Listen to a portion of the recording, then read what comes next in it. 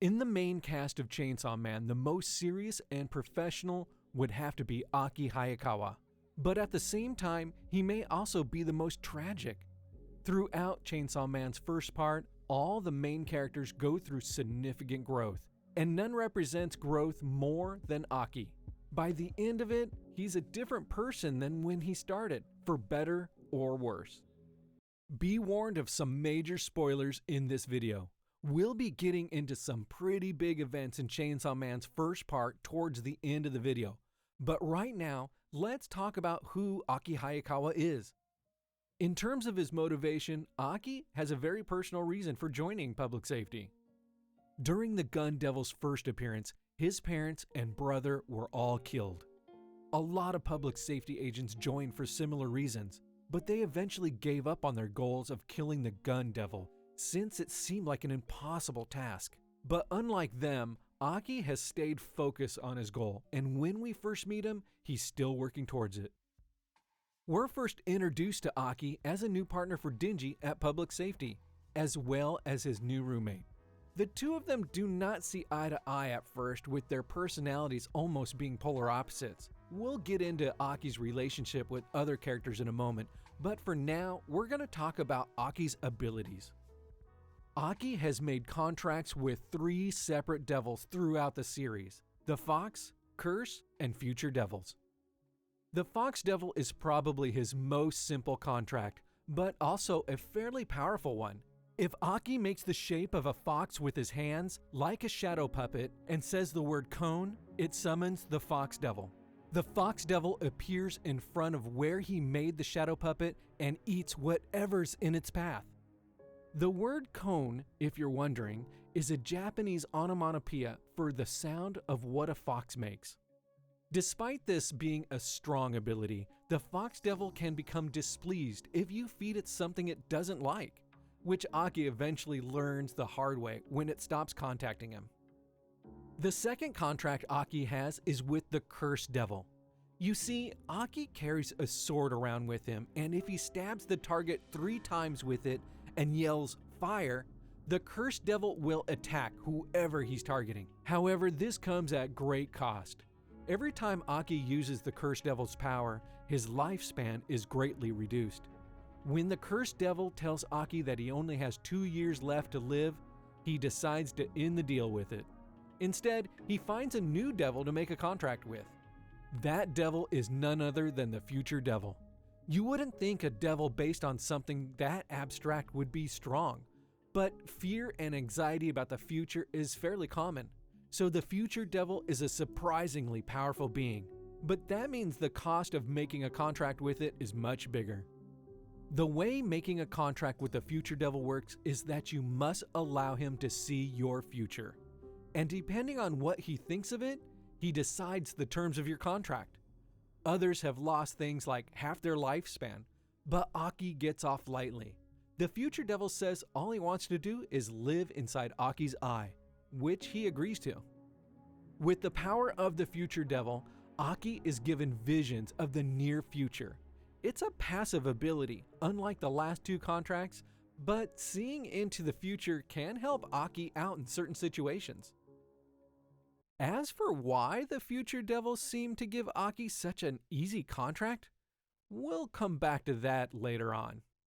Now we're going to get into Aki's relationships with other characters, as well as how his personality evolves throughout the series. The 2 characters that Aki is closest to are Denji and Power. At the start of the series, there is a major clash between the 3 of them. Aki is annoyed by how unprofessional they both are, and he would rather prefer to spend time with other devil hunters, like his partner Himino. But as time goes on, he does realize that everyone's life is valuable. He even tries to back out of fighting the Gun Devil just for the sake of protecting Denji and Power. Another devil hunter that Aki becomes close with is the Angel Devil. He's a benevolent devil that works for public safety. But whenever you touch him, your lifespan is drained away. He can't control his power, so he keeps his distance from people. For instance, during a devil attack, Aki grabs the Angel Devil by the hand in order to save him, even though he knows the cost. He can't stand to see any more of his fellow devil hunters die on the job, even if it means sacrificing part of his own life. There are two characters that Aki always has shown respect for though, Makima and Himino. One is his direct superior and the other is his partner. Let's start with Makima. Aki is someone with a great deal of respect for authority, and Makima in particular. When we first meet him in Chapter 3, he finds Denji annoying, specifically because of his crush on Makima. However, it's implied that Aki also has some feelings for Makima, and that's why he's lashing out at Denji in anger. So maybe Aki has more in common with Denji than he'd like to admit. Now, this next section is going to have some pretty major spoilers, so if you haven't finished Chainsaw Man's first part or waiting for the anime, this is your warning. But if you're ready, we're about to get into Aki's relationship with Himino. She's possibly the most important character to him. You see, before Denji came along, she was his primary partner.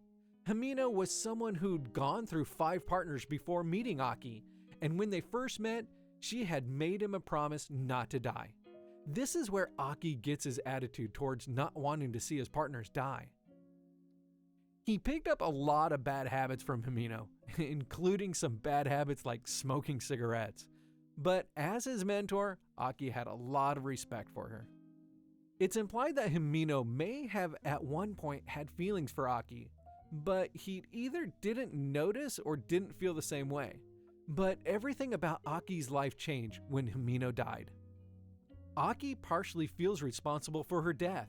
His fixation on the gun devil is why Himino hadn't quit being a devil hunter earlier. She stayed with him out of a sense of loyalty, and that loyalty had gotten her killed. After she's gone, Aki puts in more of an effort to befriend Denji and Power to make sure that they're safe. But in the end, not everything turned out well for Aki. His loyalty ended up being his undoing. He was tricked into making a deal with the Control Devil. During a confrontation between the Control Devil and the Gun Devil ends up being wounded, and Aki has the unfortunate fate of being the Gun Devil's new host, transforming him into a gun fiend. Unlike the other fiends we meet in the series, the gun fiend has no sentience left. Almost none of Aki's personality remains once he's possessed. It's possible that the Gun Devil was so powerful that it completely took over Aki's body. As the gun fiend, Aki has a barrel of a pistol coming out of his forehead and an assault rifle for one of his arms.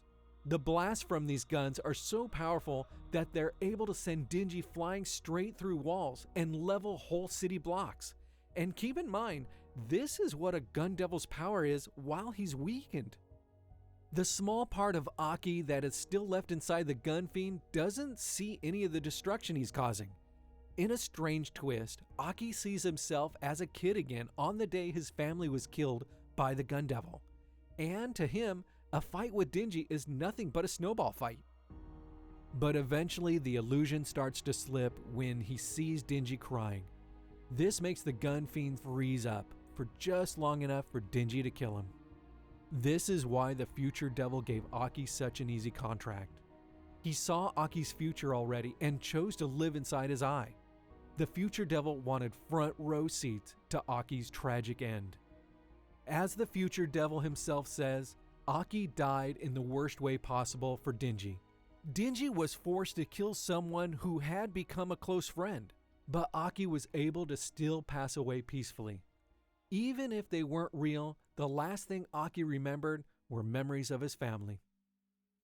And even after he died, Aki still did his best to help his friends. In his will, he left half of his savings to Denji and the other half to Himino's family. Aki was quite possibly the most selfless character in the series by the end of the first part. Sadly, Aki seems to be gone for good. With the exception of the devils, death in Chainsaw Man does seem to be permanent, so he probably won't be coming back. But the impact he left, no doubt, will still be felt in the story. With the anime coming this October, those of you who have already read the manga get to see Aki in action again. And hey, if you like this video, you can check out some of our other character analysis videos like our recent one about Power.